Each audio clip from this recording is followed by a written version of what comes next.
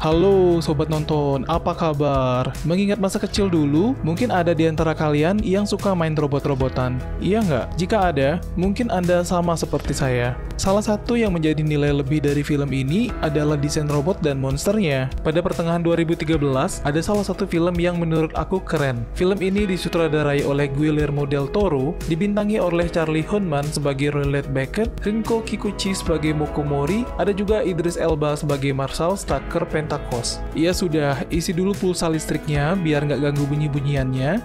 Dan ini dia cerita dari Pacific Rim. Film ini adalah sebuah film science fiksi Amerika yang berlatar tahun 2020.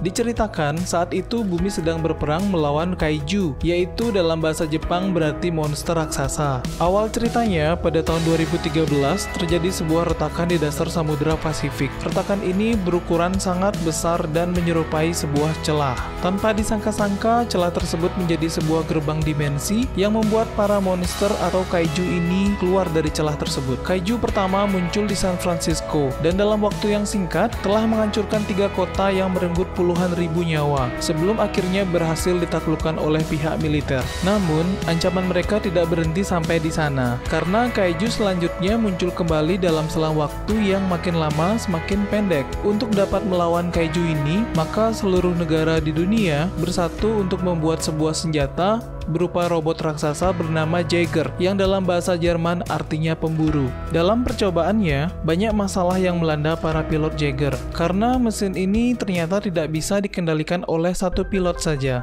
Hingga akhirnya dibuatlah sistem 2 pilot dengan cara menyambungkan pikiran satu dengan yang lain. Proses ini disebut drifting untuk saling membagi beban mental yang berat dari pengoperasian mesinnya. Makin kuat ikatan antara para pilot, maka makin bagus mereka bertarung. Robot raksasa Jaeger ini pun satu persatu mulai berhasil mengalahkan para kaiju tersebut, membuat sang robot maupun pilotnya semakin terkenal di kalangan masyarakat. Lambat laun, manusia mulai bangkit dari teror ini. Kemudian, scene berganti ke tahun 2020 di Alaska. Ini adalah Riley Beckett dan kakaknya Yancy Beckett adalah salah satu dari sekian banyak pasangan pilot yang berhasil mengalahkan kaiju dengan menggunakan Jaegernya bernama Gypsy Danger. Saat itu mereka ditugaskan untuk membasmi seekor kaiju yang berada di tengah laut dekat dengan sebuah kapal kecil yang sedang berlayar. Setelah berhasil menyelamatkan kapal, akhirnya mereka pun berhadapan dengan kaiju itu. Namun, lawan mereka kali ini lebih kuat. Sehingga Yancy Beckett terbunuh saat masih terhubung secara mental dengan saudaranya. Riley berhasil selamat dari pertempuran itu, tapi menyisakan trauma yang mendalam dan memutuskan untuk pensiun.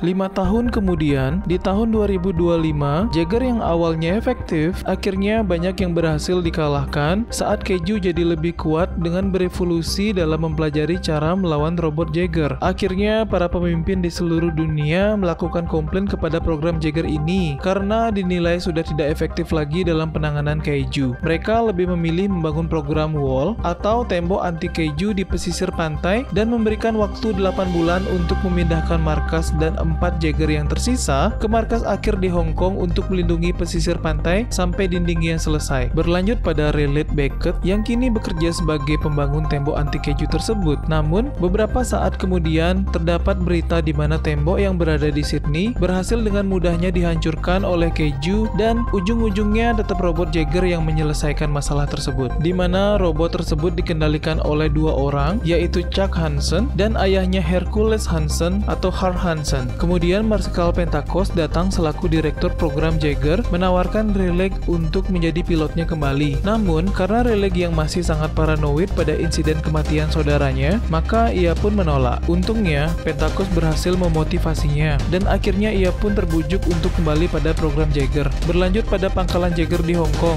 di mana Riley diperkenalkan pada Moko Mori yang merupakan penanggung jawab program Jaeger Mark III dan juga anak perempuan adopsi Pentakos. Ia juga bertemu dengan seorang peneliti kaiju pada program Jaeger yang bernama Dr. Gottlieb dan juga Dr. Gessler.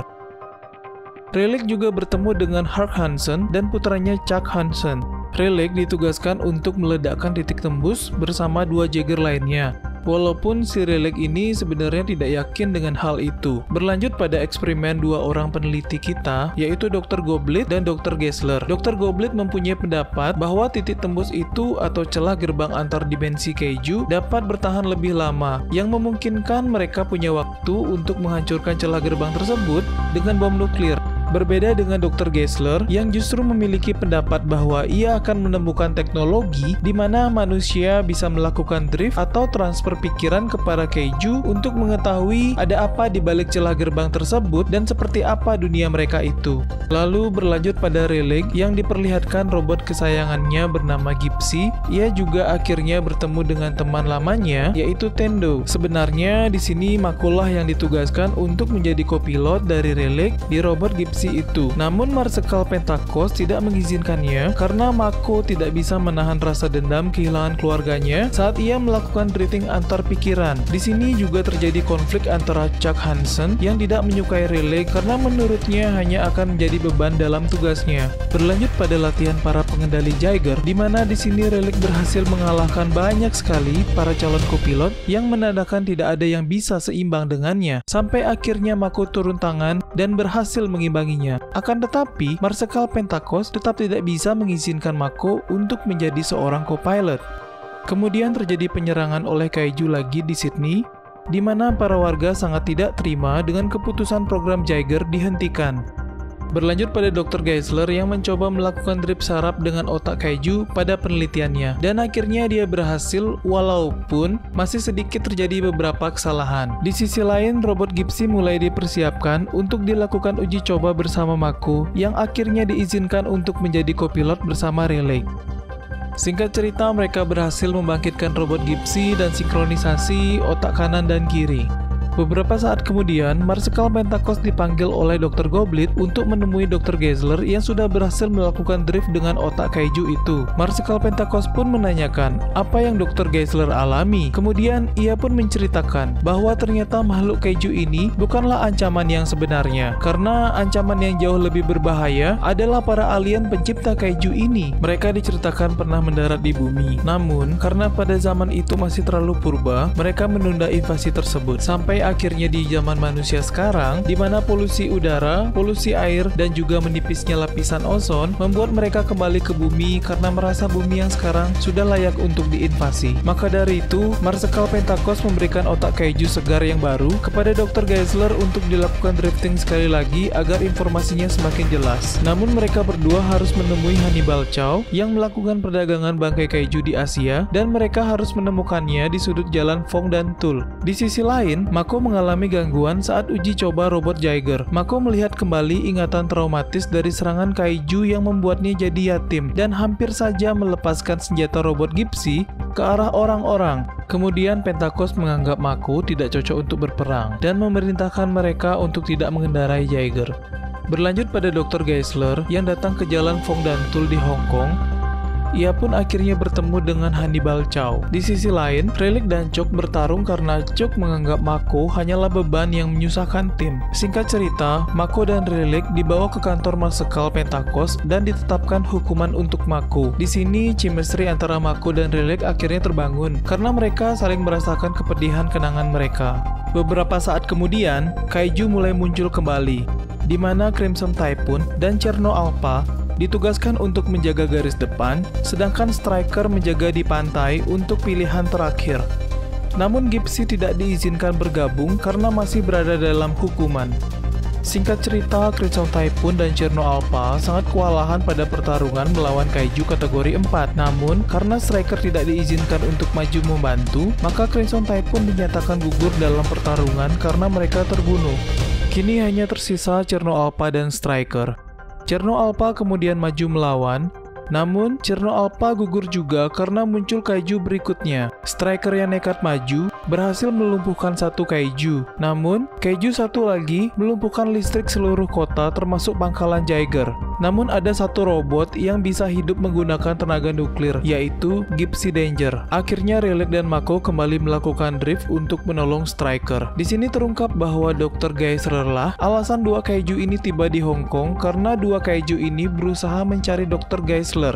Kemungkinan para pencipta kaiju atau alien ini mengetahui bahwa ada orang yang bisa masuk ke dalam pikiran kaiju dan mungkin menjadi ancaman karena rencana mereka bisa terbongkar. Berlanjut pada kondisi Striker yang mencoba keluar dari robotnya dan berusaha menyerang kaiju itu dengan senjata darurat. Untungnya Gipsy datang untuk melawan kaiju itu. Kini tinggal satu kaiju lagi yang berada di Hong Kong mencari Dr. Geisler. Singkat cerita, Dr. Geisler berhasil ditemukan kaiju itu. Untungnya Gipsy Danger tepat waktu dan langsung melawan kaiju itu. Gipsy pun berhasil mengalahkan kaiju itu dengan menggunakan pedangnya. Gipsy pun kembali dihormati oleh seluruh kru Jaeger. Misi pun selesai. Dr. Geisler yang ingin mengambil otak kaiju bersama Hannibal Chow baru menyadari bahwa kaiju tersebut sedang hamil dan anak kaiju tersebut masih hidup. Kaiju tersebut berhasil memakan Hannibal Chow dan kemudian kaiju itu pun tewas.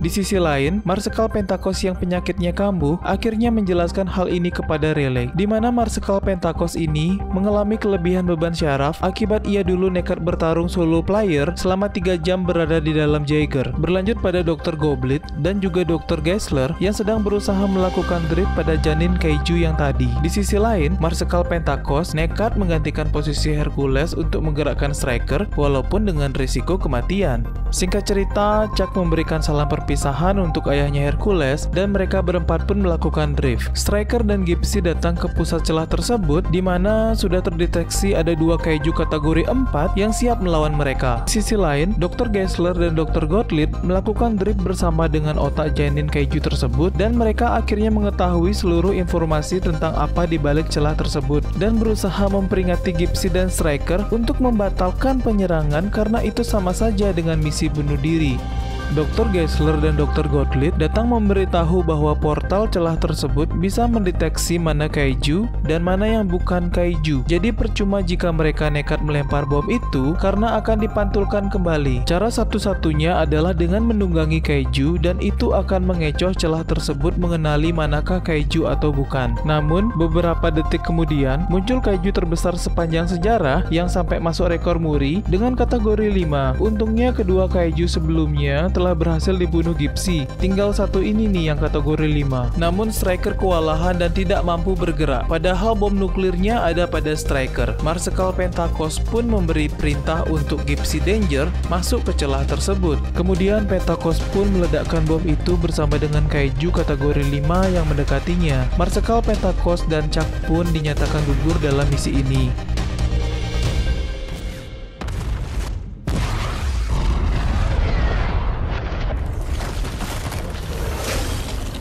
Dan Gipsy akan menyelesaikan misi ini dengan meledakkan celah tersebut dengan membawa jasad dari kaiju itu yang masih tersisa. Namun ternyata kaiju kategori 5 belum tewas dan menghadang mereka. Mereka pun nekat mendorong bersama kaiju itu masuk ke celah agar tidak terdeteksi. Singkat cerita, Gipsy berhasil masuk ke dalam portal celah tersebut, namun karena Mako kehilangan banyak oksigen, membuat Rayleigh terpaksa melepaskannya keluar dari Gipsy untuk ke daratan, dan Rayleigh memutuskan untuk mengakhirinya sendiri. Gipsy memasuki dimensi para alien pencipta kaiju tersebut, dan di sini kita akhirnya diperlihatkan makhluk yang menciptakan para kaiju itu. Rayleigh kemudian nekat melakukan peledakan diri sendiri karena Gipsy ini adalah robot bertenaga nuklir, jadi jelas bisa meledak dengan berkekuatan nuklir. Akhirnya Gipsy pun meledak dan menghancurkan seisi kehidupan yang ada di balik celah itu. Untungnya Rayleigh berhasil keluar dari Gipsy menuju pelontar darurat yang masih berfungsi. Misi pun berakhir, celah portal berhasil dihancurkan, keduanya pun selamat. Marsekal Pentakos digantikan oleh Hercules Hansen dan bumi dinyatakan aman dari serangan kaiju. Dan itulah guys, demikianlah akhir dari film Pacific Rim. Menurutku, film ini berhasil menyuguhkan aksi pertarungan robot Jaeger melawan seekor kaiju yang ditampilkan dengan visual efek yang cukup realistis dan mungkin mampu membuat para penontonnya tercengang. Tapi apakah mereka benar-benar menghancurkan peradaban alien di balik celah tersebut? Atau hanya sebagian? Mau tahu kelanjutannya? Tunggu di next video Pacific Rim Uprising. Sampai di sini video kali ini. Coba komen di bawah gimana film ini menurut kalian. Saya Dewa Yogi Suara, pamit undur diri. Terima kasih buat yang udah nonton sampai habis. Sampai jumpa di video selanjutnya.